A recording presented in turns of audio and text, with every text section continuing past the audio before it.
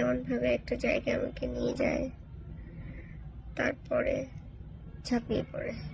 বাচ্চাদের শপিং এর কথা বলে আমার এতে নিয়ে গিয়ে সেখানেও চিৎকার করেছি বাথরুমের মধ্যে, পাবলিক বাথরুমে, পাবলিক টয়লেটে। সেখানে যে ওয়েটার ছিল সে মহিলা বাথরুমে চিৎকার শুনে দৌড়ে এসে দরজা নক করে মোয়াজকে বের করে।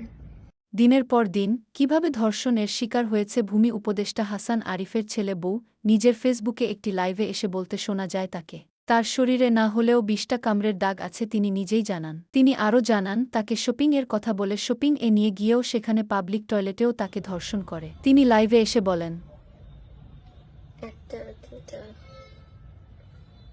তিনটা,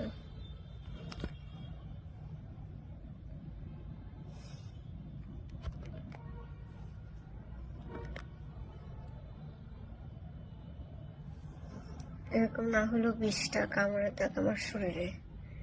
কতটা অসহায় যে একটা মেয়ে ধর্ষণের শিকার হয়েছে, তাকে তার শরীর উন্মোচন করে দেখাতে হচ্ছে মানুষকে যে সে ধর্ষণের শিকার হয়েছে। আমি গত ৩ বছর যাবৎ এই বাড়িতে দিনের পর দিন যৌন নির্যাতন সহ শারীরিক মানসিক নির্যাতনের শিকার হচ্ছে প্রতিনিয়ত। এই কথাগুলো আমি টুকটাক করে যতটুকু প্রকাশ করা সম্ভব অতটুকু প্রকাশ করেছি। সব প্রকাশ করা সম্ভব না।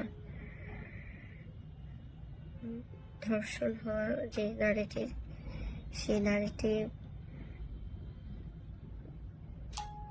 সব কিছু বলতে পারে না, সব কিছু বলা যায় না। ওটাও আরেকটা নির্যাতনের সমান। শুধুমাত্র সেই মহিলাটি বুঝতে পারে যে মহিলাটা ধর্ষণের শিকার হয়েছে কতটা ডিসকাস্টিং, কতটা অসহ্য। ধর্ষণ হওয়ার সময় যে বেদনা, সেটা চাইতেও বেশি বেদনাদায়ক যখন ব্যক্ত করা হয় যে কিভাবে সে ধর্ষণের শিকার হয়েছে, তার সাথে কি কি ঘটেছে সেটা বিশ্লেষণ করা। আমি শুধু এই ভিডিওটা এই কারণেই করতেছি যে আমি তো মরেই যাব। আমি জানি আমি মরে যাওয়ার পরেও আমার এই বিষয়টা নিয়ে আলোচনা করার সাহস কারো হবে না, কিন্তু একটা প্রমাণ রেখে যাওয়া যে আমি নির্যাতনের শিকার হয়েছি, একদিন দুদিন না, দিনের পর দিন। এবং এটা আমি সবার কাছে প্রকাশও করেছি, এবং সেটা নিয়ে কেউ কখনো কথাও বলে নেই। আমি অনেক কেঁদেছি। আমার বাচ্চাগুলা ওয়েলফেয়ারের কথা চিন্তা করে করে নিজেকে আমি শেষ করে দিচ্ছি। সবাই হয়তো ভাববে যে বোর্ড প্রশ্ন করে, আমাকে বলে তুমি এখন এই বাসায় থাকো কেন? আমি যদি এই বাসায় না থাকি আমার বাচ্চাদেরকে দেখতে পারবো না, বাচ্চাদেরকে নিয়ে যেতে পারবো না, বাচ্চাদের কোনো কিছু করতে পারবো না। সে কারণে এখানে আমি থেকেছি। আর